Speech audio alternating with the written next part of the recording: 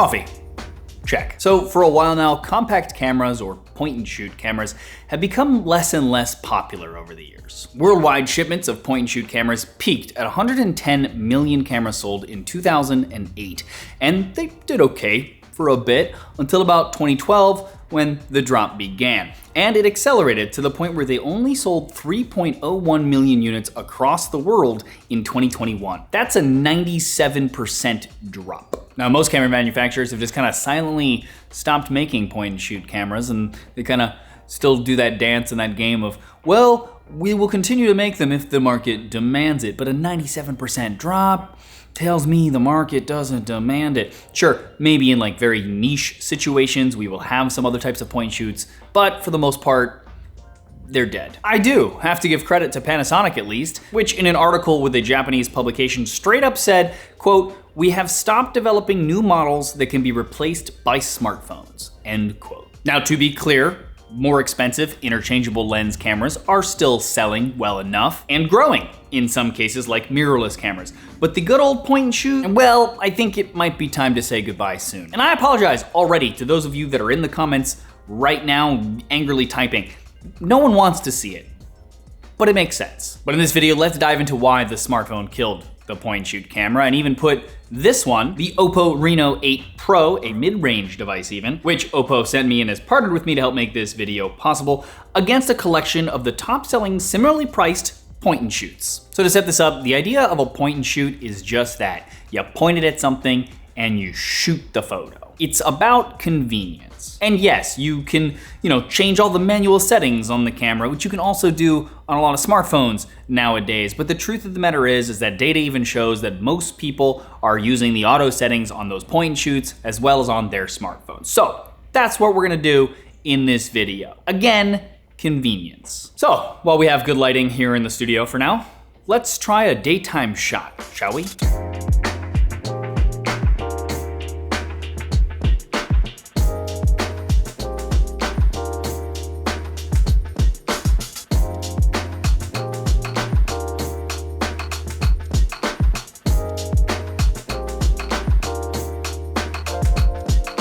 So to start, the really big reason why smartphones are able to beat out point-and-shoot cameras comes down to software and machine learning. Smartphone manufacturers now use datasets of billions of photos to determine what you are shooting and basically edit the photo for you, like someone might do in Photoshop or Lightroom after taking a photo. So they can detect objects and faces or scenes in general even, and then use that to decide how much contrast to use, saturation, adjust the tone mapping, sharpen the image, and even reduce the noise in. And this has only gotten faster and better over time with the advent of NPUs, or neural processing units, which are essentially microprocessors that are designed specifically to handle machine learning algorithms and do it much faster and more efficiently. And actually, Oppo designed their own NPU called the Mary Silicon X, which is found in the Reno 8 Pro and other devices of theirs, and it allowed them to actually enable raw domain computational photography on their Android phones. So that means instead of the camera sensor taking the photo and then it gets processed from that raw image into a more compressed RGB and then YUV image data, then the algorithms do their magic on it. The Mary Silicon X allows the algorithms and processing to happen with the original raw data from the sensor, allowing them to retain up to 30% more details than more traditional image processing pipelines. Okay, while the lighting is good in here still,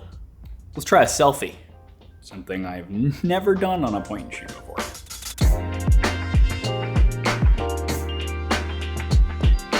Now again, thanks to the software and processor in the phone versus the camera, it can recognize not only that I am a person, which yes, some point and shoot cameras can also do, but usually they do it just for focus and for exposure to make sure that your face is exposed instead of the background.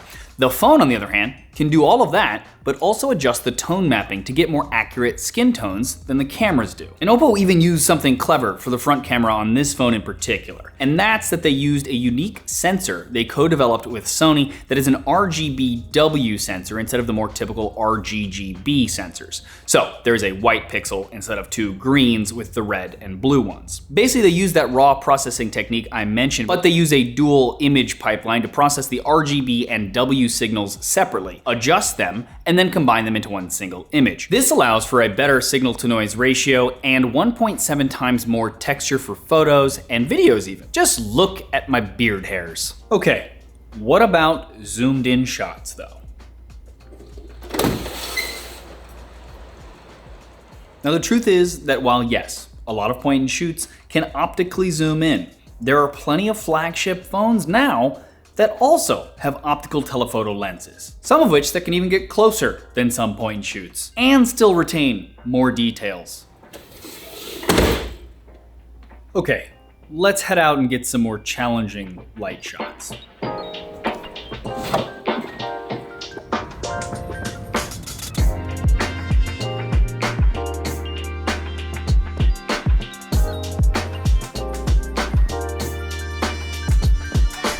Now this comes down to a software trick that has really kind of revolutionized the way smartphone cameras take photos. It's a technique called image stacking, and sometimes it's referred to as HDR on smartphones. So while the cameras do their best to expose the lighting for the entire image, they generally end up getting some of it exposed properly, and the rest either blown out, as in too bright and lose data that way, or underexposed, and is too dark and lose data that way. The phone, on the other hand, takes multiple images at varying levels of exposure and then uses software to determine various parts of the image and what exposure each of those parts should be, and then combines the different sections all together to get a much better lit shot overall. And the same goes for video now too. Essentially, the phones now can apply this same concept of multiple images for each photo, but do that for each frame of the video almost instantly. Which, by the way, is insane when you really think about a video being a collection of images, but 30 or more of them per second. Now, essentially though, this allows for videos in challenging light to be much better lit overall, just like the photos. For the Reno 8 Pro here,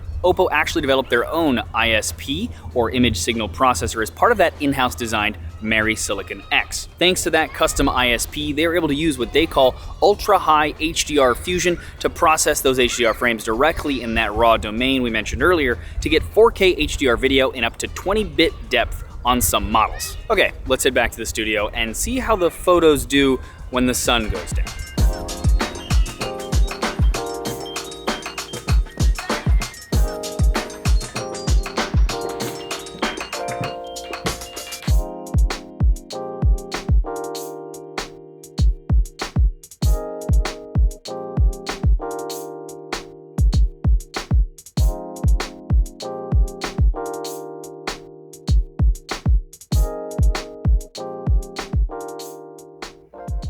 So, how do smartphone cameras, with their much smaller sensors usually, do better at low light shots than point and shoot cameras? When we all know that a larger sensor means more light can be let in, and so they should be better in low light. Well, firstly, a lot of smartphones use pixel binning, which is when they take their higher megapixel sensors and bin or combine the pixels together to get much larger pixels. In the case of this Reno 8 Pro, the 50 megapixel sensor is binned in sets of 2x2 to create a 12.5 megapixel image with much larger pixels. These allow a lot more light in, and then of course, the software and AI algorithms go to work after that to improve it further. They use techniques like that image stacking HDR that I mentioned, but this time they take longer exposure shots for each to soak up more light by leaving the sensor exposed for seconds instead of fractions of seconds to get more light to it even still, and combine all the different parts together again in the final image. And again, they can even do this for video nowadays. The Reno 8 Pro can use its Mary Silicon X and a technique called DOL HDR, or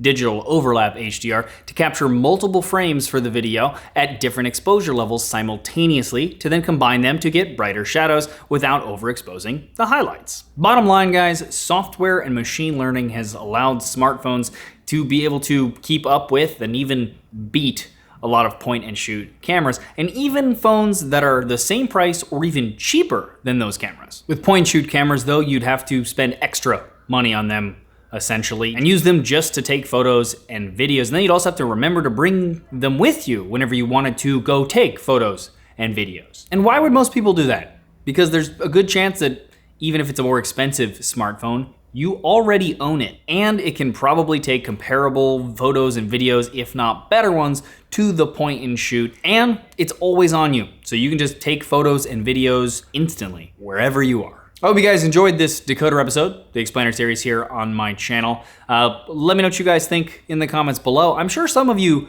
have point and shoots.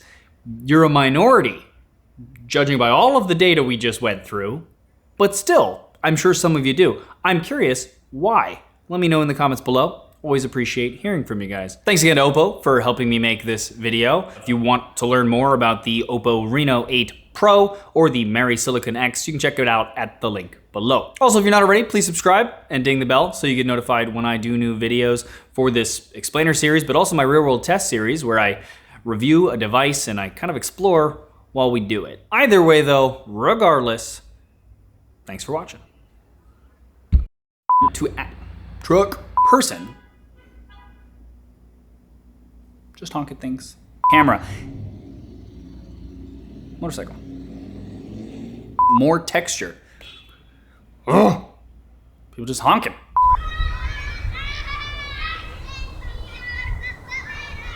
Children just screaming as loud as they can. The phone can now. Ding, ding, ding, ding. Stop playing with whatever that is. Just dinging a bell at me. Dinging a bell. It's a kid on a bicycle. He's just dinging for the fun of dinging. I get it. Bells are fun.